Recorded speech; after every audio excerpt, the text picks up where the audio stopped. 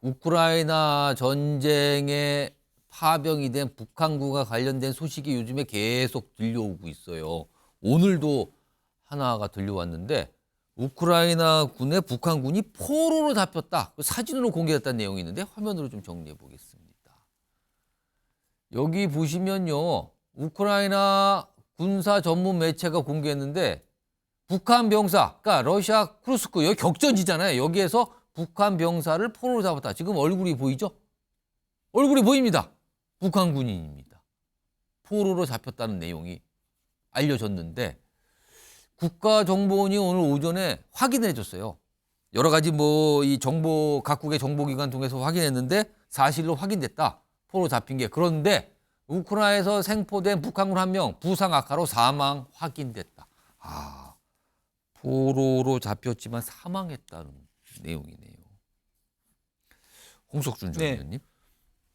사실은 북한군 10,000명 이상이 파병됐다고 했을 때 사망자가 다수 나왔겠다. 근데 그거는 최근에 또 그런 얘기가 있었어요. 사망자가 드론 공격을 받아서 사망했다 이런 얘기가 나왔는데 포로도 이제 상당히 잡힐 것이다 나왔는데 실제 예상이 현실로 나타나고 있는 거네요, 지금요. 그렇습니다.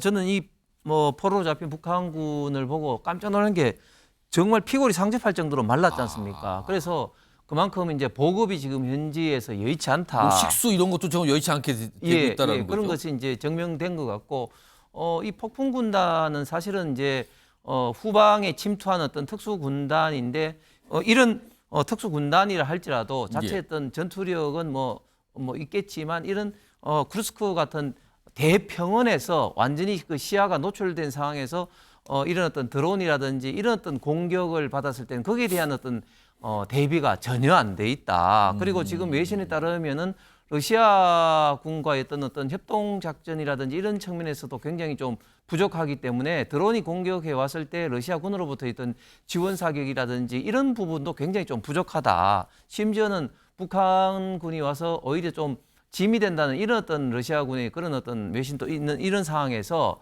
지금 북한군이 정말 그 애초에 걱정했던 것처럼 정말 총알바지밖에 지금 되지 않는 거 아니느냐. 그래서 지금 외신 보도에서는 거의 한 3,000명 가까이가 사망 내지는 사상했다고 우크라이나에서 보도를 했는데 지금 현재 상황에서는 북한군이 더 추가로 파병할 가능성이 지금 굉장히 또 많다. 그만큼 또 희생자가 늘어나는 거예요. 네, 그렇습니다. 왜냐하면 김정일 차원에서는 결국은 월급도 받고 또 그 사망했을 땐 사망 위로금도 러시아 측으로 또 받기 때문에 어떻게 보면은 지금 김정일 정권에서는 이 북한 군들을 어떤 생명이라보다는 외야벌이로 생각하는 것이 아닌가 그런 어떤 안타까운 마음이 듭니다.